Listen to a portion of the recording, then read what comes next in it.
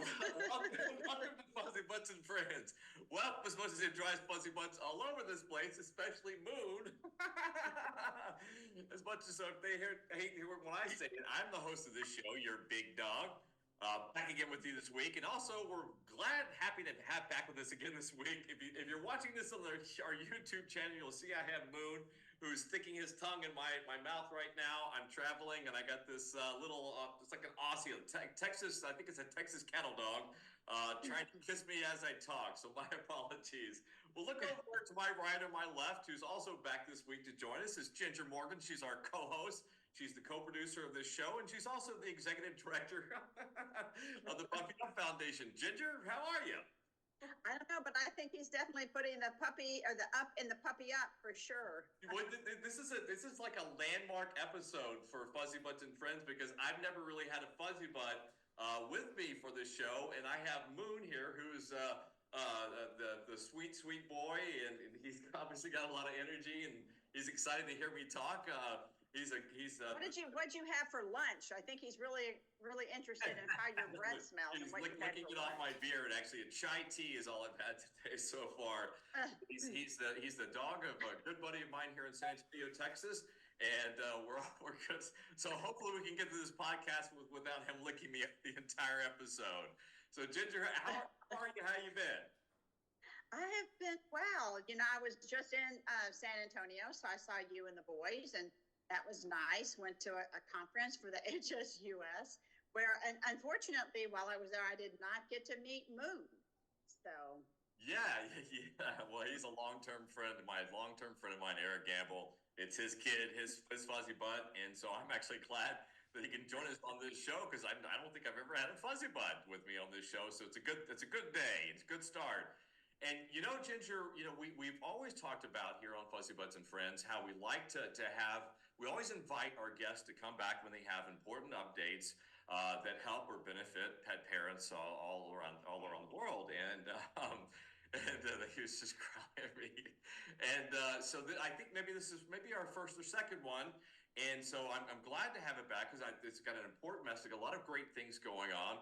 It's Shadi Ireifei with VetTriage. I can't recall the episode, Ginger. I didn't have a chance to look it up before this podcast. But glad to have him back to talk about some new and exciting things that are going on with VetTriage. Shadi, how are you? Welcome back to Fuzzybutts and Friends. Yeah, thanks for having me back. I'm doing great. I'm doing really good, actually. Yeah, we're, like everybody else, busy lives, man. You have to stay busy. That's exactly right. I'm crazy busy. I know Ginger is. She and I, we burn the candle at both ends. That's for sure. First of all, my apologies. We had to reschedule. I apologize for that. I'm traveling, and that's also why we're dropping this podcast a little late this week. But man, thank you for coming back. And why don't we go ahead and start off for those that haven't been introduced to you before in a previous episode. Let's start out with you talking about you and your fuzzy butts. I can't recall. Do you have fuzzy butts? I do not, actually. That's right. I remember. That's right. Actually, I remember before I asked the question. There's you're like one of the only guests I've had that doesn't have fuzzy butts. Man, how is your life not complete? Or how's your life? I think he even asked what a fuzzy butt was. Yeah. But you're a busy guy, though. You're the CMO of VetTriage, working on some really important projects, and I know how tough it is sometimes that Type A, hyper busy people that have max bandwidth or zero capacity for Moon to interrupt podcasts and stuff. So I get it. So I'm not criticizing it. But do you plan on getting some fuzzy butts at some point in your future? If my life could stabilize a bit more, yeah, just like you're currently traveling, and both of you burn the candle at both ends. Same thing for me. I wouldn't be home enough to take care of them effectively, and traveling with a pet, it's more commonplace now. But for my lifestyle right now, with VetTriage and everything going on, with giving talks and going to conferences, there's just no way. But I would like to once things kind of settle down. Yeah, well, they certainly change your life. Sometimes, most often for the better. Sometimes not so much. I'm not sure it's a coin toss with me, but they might keep your face clean, like Moon is doing for Luke. Yeah, I've never had my nose licked while I've tried to do a podcast, Ginger. It's an interesting experience. Well, why don't we start off before we talk about some of the new and exciting things that you're working with, Shadi, at VetTriage. Why don't we start off with just a summary up, give our audience sort of an idea of VetTriage, your mission, what you're working on, and why it's important. Sure, absolutely. Thank you for that. I'm Dr. Shadi Ireifei. I'm a board certified small animal surgeon. I graduated from Cornell University in 2006. And since then, I've worked in different facilities, different capacities around the US. And then end of 2019, I launched the first ever full-on video teletriage, tele-advice platform with doctors that was instantly global, any animal type, and we never closed down. Since the end of 2019, we've grown substantially, even since our last episode. Now we're exceeding 70 doctors on the platform. I have a handful of veterinary technicians or nurses that help customer service. We have, I think, we're approaching 1,000 partners now, veterinary partners across the world. Cornell University, University of Minnesota, you mentioned Humane Society, and we're in multiple countries in that regard. We've now triaged over 40 different animal types, everything from fish to fox to squirrel to ostrich, sea otter, you name it, we've seen it. And folks from 20 different countries have accessed our platform. And that's been every month we exceed the previous months, the previous year's months, So January of this year beat out January last year, February beat out last year. And so it's remarkable growth moving forward in the right direction. So that's the up to date as far as my own background and what I do with VetTriage. Yeah, I used to build high tech and biotech companies back in the day before I devoted my life to Fuzzybutts, and scaling companies quickly it's tough. And actually, I'm not sure if you know, we lost one of the great tech diagnostic companies recently, PetDx. And they were venture backed. They were well funded. They were a great science company, and we had Dr. Andy Flory on the show a couple of times. But for reasons, they just couldn't scale as quickly as possible. And as you know, burn rate, run rate, all that stuff, it counts. So it seems like VetTriage is scaling nicely. And talk a little bit about that. What it's like to scale quickly with a veterinary medicine based company.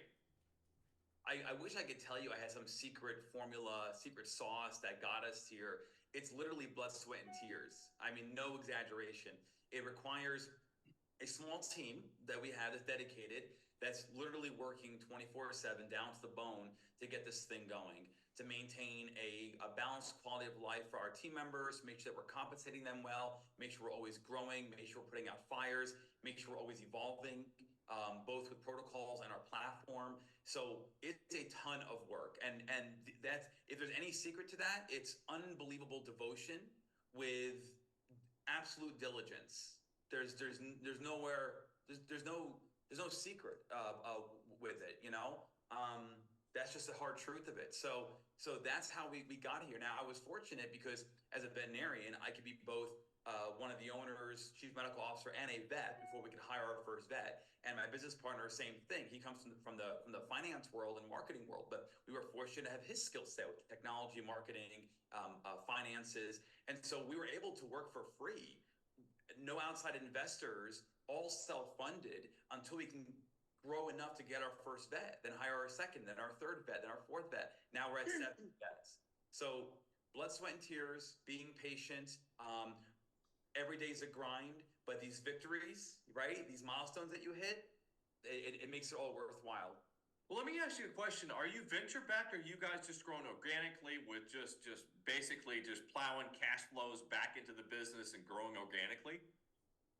Yes, organic growth. Exactly. Wow, that's wonderful. Very commendable. We broke even and started making money with the company in 3 months in. And like you said, we would take those funds, put them right back to the company, and continuously try to grow it. Yeah. Yeah. So tell us, so what was this? You have 1,000 veterinary partners? Is that what you said? Yeah. Most of those veterinary partners are clinics. They are either small mom and pop practices. Maybe they've got like 1 or 2 doctors and small staff. And there are others that are large 24/7, multi-thousand square foot institutions that have multiple specialists in ER, and everything in between that. That's the majority of our clientele, or rather our partners. And then these partners, their goal from their point of view is, how can we prevent burnout, compassion fatigue, the suicide rates, the turnover in our practice? And so when they partner with VetTriage, they can offload cases to us. And by offloading cases, it keeps their workday balanced. And that way, their staff knows that their leaders care about them because they partner with VetTriage.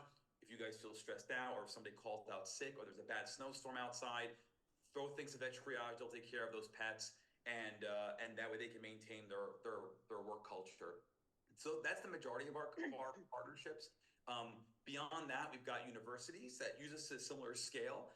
They also, rescues and shelters will use us. Instead of sending a fostered pet or a newly adopted pet automatically to the emergency room, which is expensive and stressful, they go through us first, and we can hopefully band-aid the situation, preventing the emergency visit, saving that rescue hundreds to thousands of dollars a month that they can then use to save more pets instead of using it on an emergency visit that was unnecessary, right? And so those are some of the examples of partnerships and what they benefit, how they benefit from it. Good. I want to talk about the rescue, foster. I'm very fascinated about that. I just got myself, I threw myself into some of that kind of world recently.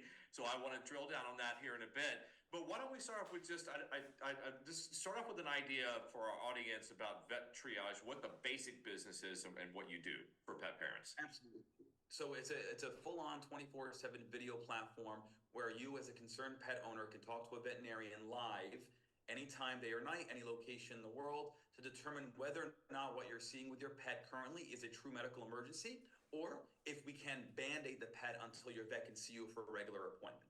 So it's 3 o'clock in the morning. The nearest emergency hospital is an hour away. They've got a 7-hour wait. You've got kids that are sleeping. The cat hates being in the car, but now your cat is throwing up. Is this an emergency? Should you drive right now in the snow in the middle of the night wake up your kids and go to the emergency room and spend $500 to $1,000+ dollars? Or can this wait until your family vet who's down the street is going to open in 2.5 days? And that's the question we're trying to answer. That small concern, well, I should say concern, that small niche of a large concern for pet owners is how we help them out. And so the vet will determine on video, is this an emergency or not? We find that well over 80% of these concerned pet parents don't have actual emergencies. And so most of the time, they can count on receiving peace of mind, advice, monitoring parameters. What can you do? What can you look out for with your pet until your vet opens up again for a regular appointment? In the 20% or less that are actual emergencies, we will help do the search for you, find the nearest emergency hospital, call the on-call doctor, whatever it is, but we will refer you. That way, that transition from a stressed out home environment to the hospital is as seamless as possible. Yeah, you certainly have answers, and there could be $1,000 answers, and that the difference between going to an ER in what you would think would be a critical situation versus waiting for the first chance you have to see your GP, your general practitioner, veterinarian, it can amount to $thousands, especially if you don't have insurance. So that's a huge service that you provide for pet parents. Please go ahead. If I could add to that too, from the standpoint of the client and that general practice, let's say Fluffy Smith went to the emergency room. It was an unnecessary visit. They spent $1,000. That might be all the finances that pet owner had for the next round of vaccinations, right? So if we can prevent those funds from being spent in an emergency setting because it's not necessary, that pet will then receive prophylactic preventive care in the next 3 months when it's due for its annual, right? And so from the general practitioner standpoint, they want that to happen if it's in the best interest of the pet, of course. They want that to happen. They want that client back, and they want that client to be able to afford preventive care, things like parvo vaccines, rabies vaccines, deworming, heartworm prevention, flea and tick. So it comes full circle. Yeah, I completely understand. It's the value proposition to partner with veterinary clinics, right? Is that you don't want your clients, the pet parents that you have, you don't want them spending money unnecessarily in an unnecessary crisis situation, because again, it comes down to, especially with insurance, Ginger, we have insurance for Indiana, and there's a cap on that every year. And so when you draw down on that cap, especially with an ER visit, that's money away from rehab, that's money away from wellness examinations and all the other care that GPs want to do. So you're right, there's an opportunity cost out there, and it's a very real issue. So I understand 100%. And if I go back and watch the episode before, I bet I said the same thing. I totally understand the value proposition of VetTriage, because that's something that needs to be clear to pet parents. And that's your job. Your job is to communicate as quickly and clearly as possible. Why vet triage? Why does it make sense? Well, remind me, Shadi. Remind us, Shadi. I don't know why, Ginger. I'm sorry. I keep speaking myself in the singular. Sorry about that. Remind us. I know you're there. Moon must be gone too. No, he's right here on my lap. He's just right here. See, he hasn't left. That's why I'm still distracted. So I am trying to focus. I'm trying to do my level best and take care of a Texas cattle dog on my lap. But remind us, Shadi, though, is a vet triage, is it a subscription service that you just sign up and you get all the remind us how it works, please. We found out from our ground research and our marketing research that subscription models in general, but especially when it comes to pet care, is just not desired by your pet parents. They want to be able to use a service like ours on demand. That's what they want. And so we've stayed away so far from subscription-based models, and we've gone to on demand. For a non-equine pet, so anything that's not a horse, it's $50, $50 to be on video, unlimited time with the veterinarian, plus free follow-up with that veterinarian until your family vet opens again. So if you accessed us on a Friday night with your sick dog or cat or fish, and things aren't going well over the weekend, you can talk to our vets again continuously all weekend long without paying some more until your vet is open. And so all that is included, that $50 fee. For the horses, and that's one of my announcements for you guys, for the horse platform, the equine platform, it's $75. Same deal, unlimited time, video, live, 24/7 global, free follow-up, but it's $75. Talk to the equine doctors, and non-equine is $50. Well, I think that's smart though, because there are two things in this world that we have too much of: advertisements and subscription-based services. And I think if you adopted the subscription-based model, I think that would have a deleterious effect on your business, because people would say, well, I haven't used this service. I haven't used vet triage in a long time, and I've been paying them every month, and I'm not using it. Then to hell with them or whatever and stuff. So I love the fact that it's on demand. Clearly, you guys have thought your model through thoroughly. We knew from the beginning that if you have a good product, or in our case, a service, that it's based on a strong foundation, it's in the best interest of that pet parent, the pet, and the clinic partner, it's going to grow. It'll grow. Now, it may be harder, or rather more slow to grow without a subscription model, right? Because a subscription allows for a constant influx of income. But we wanted to put the consumer first. That was the ultimate goal. And knowing that it'll take more work, take more time, but better quality. And that's what we've dealt with. And actually, that's why, to your initial question about, being self-funded or outside investors, I mean, the majority of our partners and our pets now come as referrals. There's very few people, I would say maybe less than 20% of the clients we see have found us randomly through Google searches. Over 80-85% are referrals from their brother, their sister, their parents, their neighbors, the university, the clinic. And so it speaks to the quality of service that we provide. Absolutely. And I wish more vet medicine businesses were that client focused. And I also think that maybe a potential reason why pet insurance is so low, the adoption rate is so low, is that when you have a young dog or a young fuzzy butt or something, is that you pay out monthly, and you don't really see the potential downstream benefits. And people will just come up with and we live in crappy times right now economically. People have to make the hard choices, and we don't want them to make the hard choices. All right, well, I think that's a pretty good catching everybody up to speed on vet triage. So you contacted us recently, Ginger recently, and said, hey, it looks like you have 4 new services that you have launched. That's a lot, and I'm excited about that. And so I want to make sure we spend enough time on those, Shadi. So I don't have these in any specific order, so I'll just go down from my list if that's all right with you. Let's start out with the Spanish platform that you guys have launched. I think that's exciting because I'm in San Antonio now. It's very relevant to my world. So for multiple reasons, the Spanish-speaking community has always been at a disadvantage when it comes to veterinary care. It's hard to find a veterinary facility, especially on an emergency basis, that has anybody who speaks Spanish. A lot of times that clinic, and I've been in this position before too, we have to rely on a non-medical person to interpret for us. Sometimes that non-medical person is the child of the family who owns the dog, right? So you're trying to interpret with a 9 or 10-year-old the language barrier, you're trying to get over that, and so that already is a challenge. Then of course there's a certain embarrassment on both ends of not being able to speak English or Spanish depending on what end you are. So that also affects them. Then there's a financial component too. Vet care is expensive, and a lot of these folks that live in communities, they're not as fortunate to be able to have funds that they can spend on luxury items like pets. That's a concern. Then there's ethical concerns too, cultural concerns, right? They have a different perspective on how to take care of a pet versus a non-Spanish speaking person. That's just the way it is.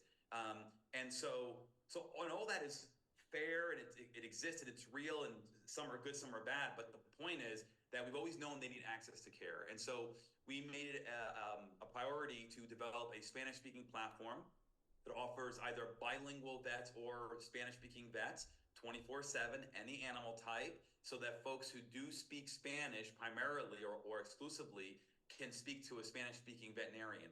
Now you have that ethical bond, the cultural bond. You understand each other now, obviously, and again, chances are you can avoid the expensive emergency visit and get taken care of with our veterinarians. So I'm sorry, go ahead.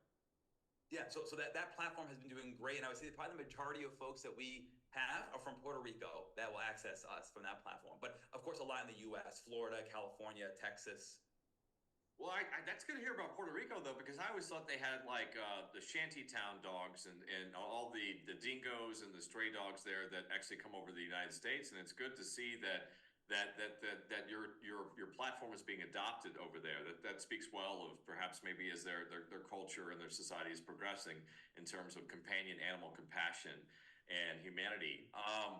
But it's so important because one thing, I'm sure as you know, is that the purity of data, getting the right data, the right history from pet parent to veterinarian is so critical, right? And there's almost zero margin of error because, especially when it comes to cancers, you want to make sure you have that the symptoms are articulated correctly. And whenever there is a barrier, whatever that is, we recently did a podcast where I was criticizing vet clinics for using vet techs to take the history and the information and then give it to the vet. It's like you disintermediate data, and that there's a risk to that, and that sometimes it could be a catastrophic risk. And so it's wonderful that you have a direct communication interface for Spanish-speaking people. I think that's absolutely wonderful. It will result. I'm not sure if you're tracking data, but it would be interesting to see if you are. But it should result in better quality care for Spanish-speaking people, I would imagine.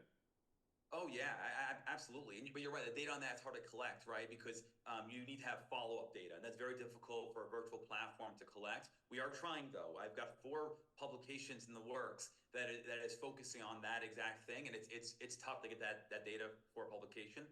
But you're absolutely right.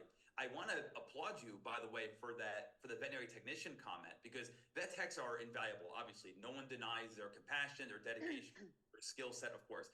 However, in the context that you're referring to, I couldn't agree more. Our vets have, since the beginning, asked, why can't we have a technician start the case and then the vet comes in? And my answer is, for what purpose?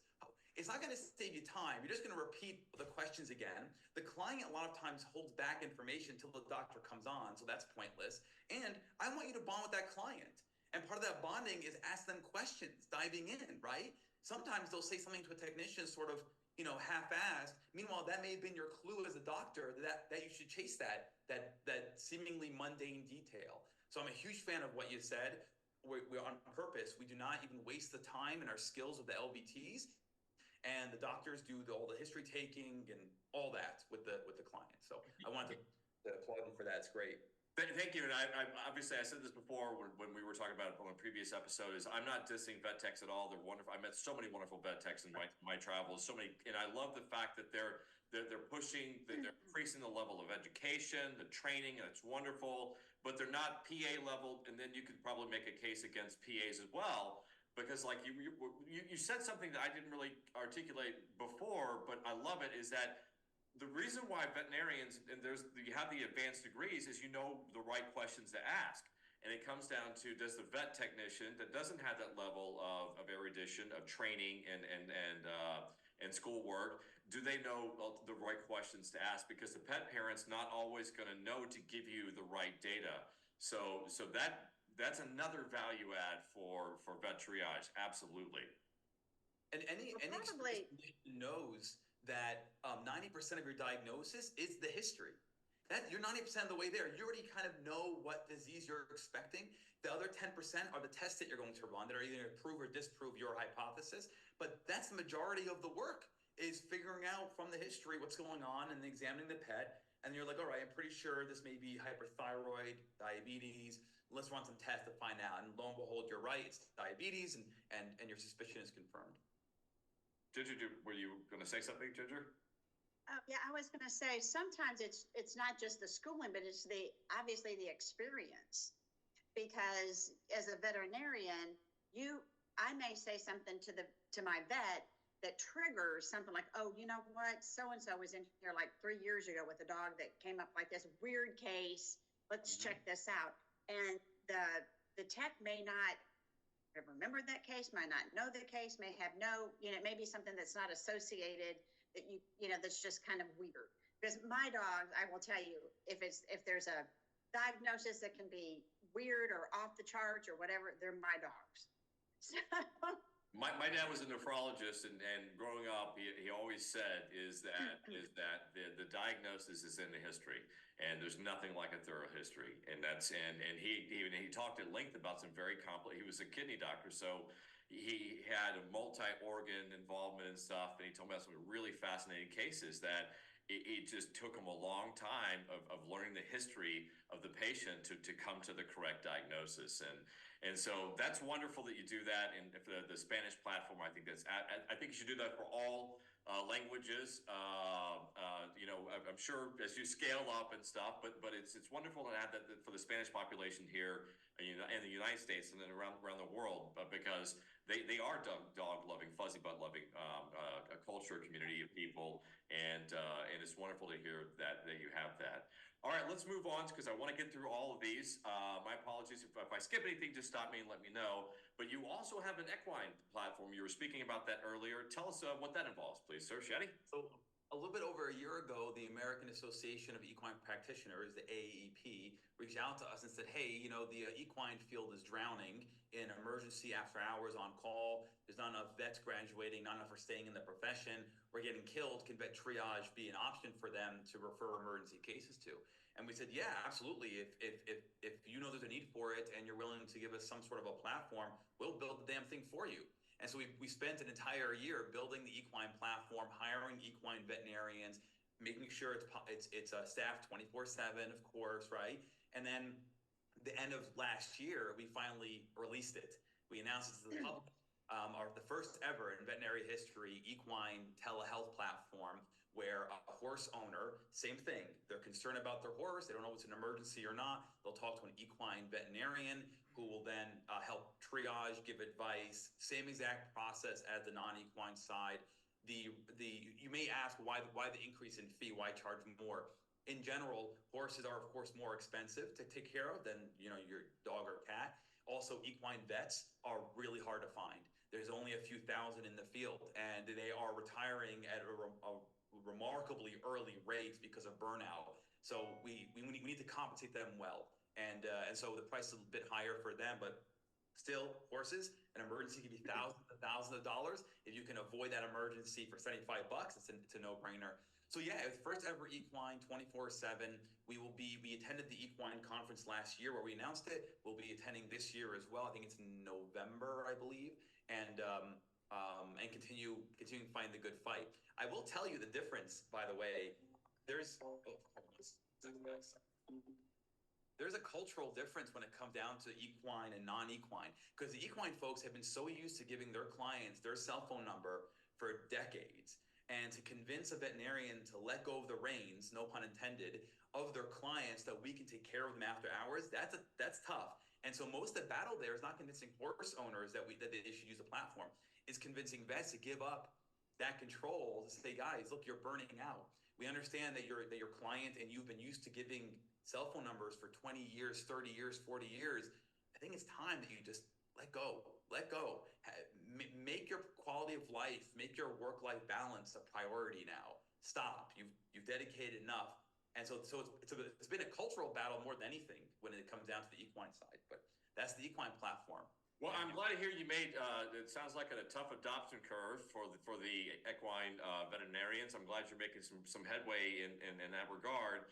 I know this has been Hollywood and stereotype, but I think that service, that platform is amazing because I always had the image of the farmer that has a horse, and the horse steps in a gopher hole or something like that and breaks his leg, and the farmer's like, "Well, we got to shoot it." Pulls out the gun and shoots. It's like, I always thought, well, shouldn't you call somebody first? Maybe see if there's this type of therapy or something like that that was available. And so I know it's a bit stereotypical of it, but for me, the more services or the more resources that you have for somebody that has to make a critical decision or has to make a tough decision and doesn't have the equine veterinarian that's available, because you're right, if there's only one equine veterinarian in your community and they have to go on holiday, they have to travel, and they're not available, you want to have resources available to the farmer, the rancher, whoever owns the horses. So I think it's a tremendous platform and service that you're offering. On the small animal side, you have the luxury as an emergency doctor to have that patient travel to you. On the equine side, although some do have haul-ins, most of them, they have to drive out to the person's location.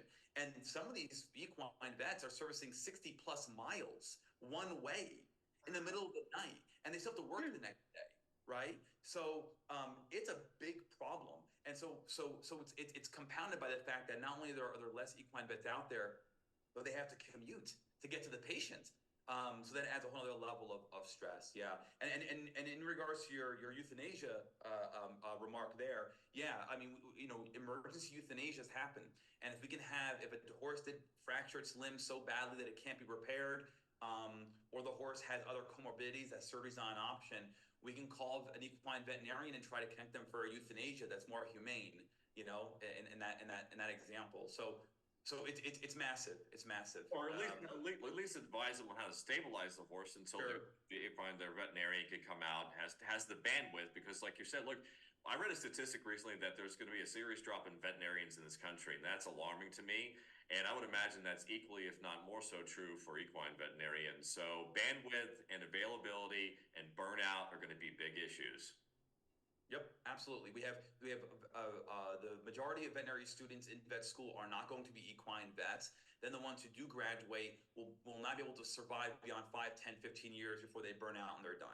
And so they're retiring really early. And every year the retirement rate is getting earlier and earlier in their career. And not to mention, by the way, they're coming out with hundreds of thousands of dollars in debt that they're probably not going to pay back because they're going to retire in 5 years because they're burnt out. So all of this is a recipe for disaster. If we can have the equine world leverage VetTriage, although it's not going to be the magic bullet, of course, but it's going to be a substantial improvement. And we know this, we've seen it on the ground with the non-equine side, where hospitals have stayed open longer. They've opened up their shifts. They've been able to retain employees. They've been able to entice new employees to come work for that company because they have VetTriage to fall back on. Excellent. Well, there's another equally exciting, if not more so exciting, platform that service that you've made available that I'm fascinated to learn more about, because it's also another passion of mine. You have what you're calling vet-to-vet mentorship, and I'm fascinated to learn about that. Please go ahead. So I recognized early on, being a board-certified surgeon, having gone through 3 internships and then a 3-year residency, that mentorship is vital. Like any job, but especially in the medical field. If you just graduated and you get your first position as a clinician at a hospital, doesn't matter how big or small it is, you walk in those doors, you're not a proficient veterinarian yet. In fact, you know nothing of the field. You just started. You need a mentor. You need someone who's there, who's been doing it forever, who can teach you the ropes. And you'll learn it over time, obviously, but you need that sort of onboarding. Unfortunately, that's been lost on us. The second an employer hires a new vet, well, that employer wants to start going fishing and go on vacation. They've worked their asses off for decades. You're the new guy. Have at it, right? And then that new vet gets murdered with cases and complexity and clients and all the things that come with managing an operation like that. So mentorship is lacking. And I believe it's a firm component, if not the number one component, but it's a firm component as to why we are having this veterinary shortage and this veterinary deficit. I believe that the younger generation especially, they value work-life balance and versatility so much more than having a consistent job that pays the bills. They just leave.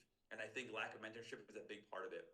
So what Vet to Vet does is it provides the doctors on the ground who are not as experienced, new graduates, interns, residents, who don't have the mentorship in their lives, to be able to talk to an experienced, seasoned veterinarian on our platform and run a case by them. This happens all the time in large multi-specialty centers. I walk by in the hallway, I see the internist. Hey doc, have you ever heard of blah, blah, blah? Or what will you do in this scenario? We have a little hallway consult, right? I call it drive-by consult. Well, you can do that now virtually. And so that veterinarian can present the pet, the x-rays, the blood work to the doctor on video, on VetTriage, get the consultation that they need, and be able to run with that case with confidence now. So that's the entire premise behind Vet to Vet, and it's the first of its kind. And so does a vet, a young vet just starting out, or like you said, an intern or a resident, do they just go online and sign up for it? And if so, how many mentors do you have that are a part of the program right now? So we're fortunate in that the veterinarians I have on the platform anyway are seasoned veterinarians, right? You have to. If I'm going to house veterinarians on my platform and they can't touch the pet with their own hands, they can't run tests, I need them to have seen a case 1,000 times before being comfortable with it. So I only have seasoned veterinarians. So that part of the platform is no problem. For your other question about kind of the flow, the workflow of that, it depends on the practice, because some practices will offload that cost to the consumer, to the client, saying, look, we're going to consult with a more established veterinarian, and so there's going to be a charge there. Or they use it as a perk for their new hires. They say, if you work with us, we offer you X number of tokens or credits per month for VetTriage consults, where you can talk to a veterinarian 24/7 should you need it. And so however they run their operation is, irrelevant to us. But basically, they would have a hospital account. They go on there, they put in like a coupon code. That way, they bypass the payment page, and that takes care of like their credits or whatever. And then they're on with the veterinarian, just like a pet owner would be. Less than 2 minutes to be on live with a vet to have everything established. It even offers them the ability to plan ahead. Let's say, for example, this case is coming in today. It's going to be a difficult one. You may want to get all your tests collected before consulting with VetTriage, though you have all your ducks in a row. And so they can plan ahead for it, or they can use it spontaneously. Let's say, for example, they're in surgery and they're in a tight spot in surgery. Get on video, let's go, and we'll help talk you through the surgery. It's happened before. So all those reasons and more, you can try and leverage it. And there's different ways how they want to have the workflow depending on how their hospitals run. One of the things that you touched upon was that like your veterinarians are confident, right? So I remember going to one of my vets, and he had a new, he had a new hire, mm-hmm. And he had been my veterinarian for 30 years, and I saw the new vet. It wasn't my dog or cat, whichever it was, didn't have anything major, I didn't think. So I was like, okay, I'll see the new vet. And it was funny because I did see the new vet a couple of times, and then I saw my vet for another, the regular vet. And I was talking to him about him. I said, he's really nice, and he seems to know what he's doing and saying, because I asked a lot of questions. I said, but he doesn't seem confident about what he's saying. I said, so that makes me feel a little weird. I said, so could you just look over those records on the other kids just to tell me? Yeah. Are we doing it right? But you're right. In multi-specialty hospitals and teaching hospitals, you have consultations go on nonstop. And if I'm a patient, if you're a patient, and they ask you, do you want us to do consultations, especially like in internal medicine, they're always talking to each other, right? And somebody asks you, do you want to pay for a consultation? Yes, I would love for you to present this case so that we can potentially, pool our mental resources and get the best outcome for the patient. So it's wonderful that you offer that. So your mentors, you also have specialists as well, of course, I would imagine. Correct. Yeah, absolutely. And you need to have that because some of these cases go above and beyond your sort of general run-of-the-mill, cases. But what we've seen so far is the vast majority of the utility of this is your run-of-the-mill general practice concerns with a new graduate who just doesn't know what to do or what to say to the client, what the next steps are, what should they be thinking in this case. And so it's not just about like giving them that insight in that direction, but you want them to think in a way that's organized. So I compare this all the time to having a bowl of soup. When you graduate, you've got a bowl of soup of all diagnoses in there, all these diseases, just a bowl of soup. That's unorganized, that's sloppy. What you should have a mentality of is a cabinet, a filing cabinet, and every drawer has things. And as you open the drawer, there's folders. Every folder has pamphlets. That's how you organize your thinking. A more structured, algorithmic, almost like a decision tree type of mentality. The problem with the bowl of soup is that new vets they get paralyzed because all these thoughts are unorganized thoughts are going on in their mind. And so really what we're teaching these vets is not necessarily like the direction of the case, how to communicate with clients, of course we are, but how does one think categorically in an organized fashion, systemic fashion, to be able to not become paralyzed in your tracks when a case shows up. That's a tremendous knowledge base that you're building there with VetTriage. Are you guys looking at artificial intelligence at some point to help expedite the data interface, assimilation, and transference? But more importantly, is to get the correct data to the person who needs it at the time when they need it? Are you guys looking at incorporating artificial intelligence on your platform? We have it in the back of our minds. We have not dived into that world just yet. We're waiting to see where things go with it. As far as my own experience goes in clinical practice, using artificial intelligence for things like reading X-rays, for example, or reading ultrasound, I haven't been too impressed with it. My own eyeballs and my own brain are way more valuable to me than trusting this because I read their interpretations and I'm like, that's cookie cutter, copy and paste answer. I can't. So, but again, it's not to knock on it. It's in its infancy, right? It just started. I'm sure it's going to get way, way better and very quickly. So we're waiting for it to evolve a bit more, and then we'll see where we can incorporate it into our platform. Yeah. Well, it's nascent. That's for sure. It's a nascent technology, but as you scale and want to scale bigger and expand to a larger mentorship base, a larger partnership base with veterinary clinics, and so on and so forth, you're going to be accumulating more and more data, and that will be difficult to manage and process. But more importantly, is to maybe communicate that to the veterinary medicine community via scientific publications, research articles, and so on and so forth. I'm a data guy. I think I say it. I say this every episode. I'm a data guy, and I'm excited about the potential of AI and what it can do to benefit veterinary medicine. We just had Jaime Modiano from the University of Minnesota, and he's looking at working specifically on AI as a better diagnostic tool for specific types of cancer. So I'm excited about it, but it's certainly in its early days. And you don't want it to hallucinate and give you the wrong data or the wrong answer. So, all right, well, let's see. The other thing is, and this is very near and dear to my heart nowadays, is you've got help for rescues. We talked about this briefly before. You get some help for rescues and fosters. And I just rescued I made the mistake of rescuing a stray dog here in San Antonio because this is the dumping ground for stray dogs here. It's a large population of it.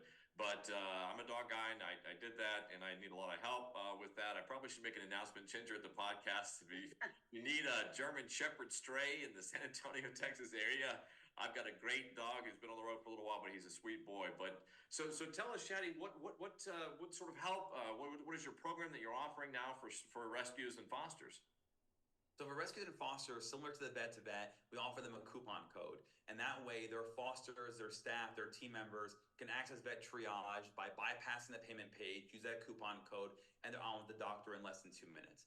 And the idea there is, does that foster parent who's stressing out about something with that kitten or puppy on an overnight at home, should they go to the emergency room or not?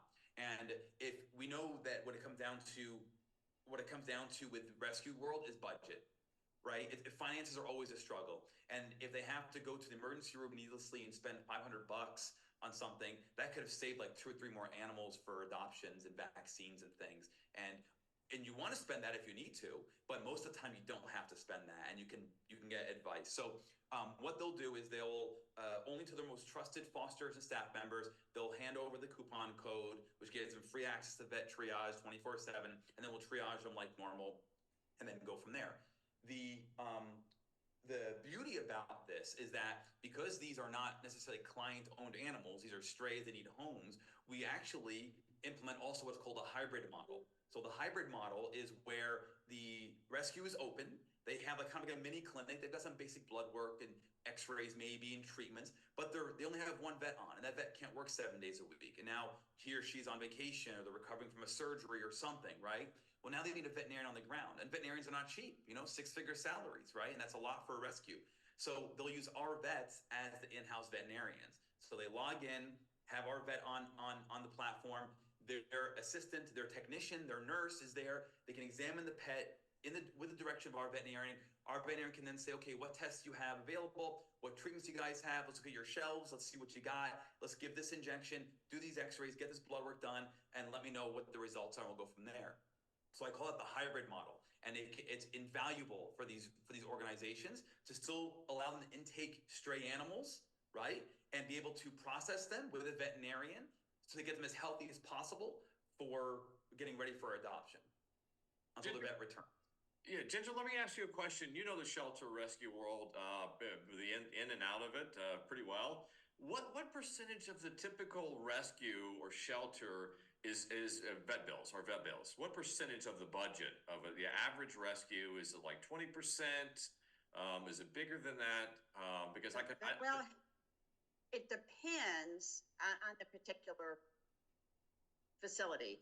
So when I was at the Humane Society in Memphis, we only took in injured, abused.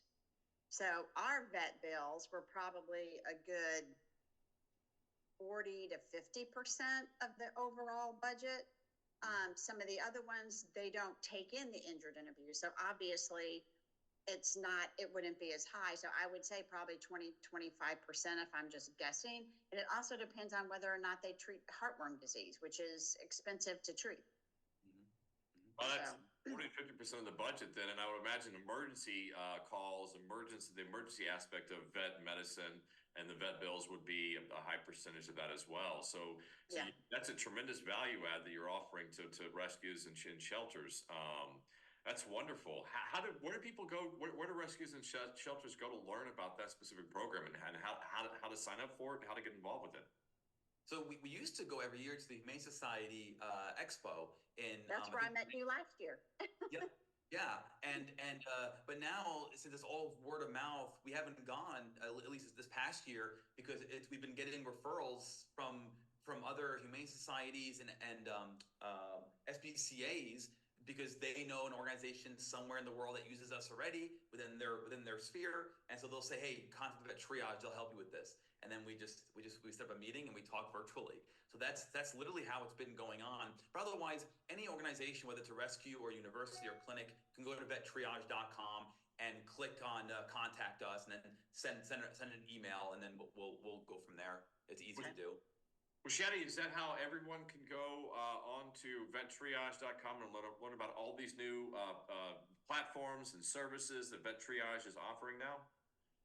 Absolutely. The vet-to-vet platform is going to be unique to vet hospitals, but your pet lover, your pet parent, can go on there, Spanish-speaking, horse, squirrel, fox, doesn't matter, and go to vettriage.com, follow the instructions. Or if you already know that your clinic is partnered with VetTriage, then that pet owner can go to their clinic's website, click on the VetTriage logo, get direct access that way too.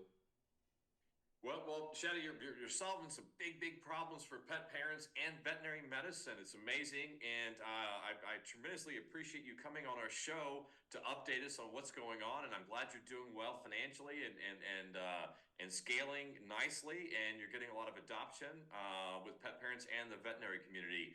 Is there anything that I missed that you wanted to discuss or talk about this episode? Yeah, a big part of this is the partnership is free. So when rescues use our platform, when universities use us, hospitals use us, that partnership, all that support, we only charge for the time with the doctor on video with that animal. we don't charge for everything else. And we create a landing page that's customized, flyers that are customized, protocols that are customized for that institution, that facility, all free, all free. So no contracts, no agreements. We don't charge you a dime. The pet parents pay us directly, and that takes care of our overhead costs for the platform to run smoothly. I think that's wonderful because I'm a dollar and cents ROI kind of guy, and you just don't want money going to admin, going to subscriptions that aren't. You just want it to go as needed basis, right? You want it to whatever the use is going to. That's what you need it for, and I would imagine that's much better, Ginger, from a fundraising standpoint as well. Yeah, for rescues and shelters. So, man, I think that's. Go ahead, please.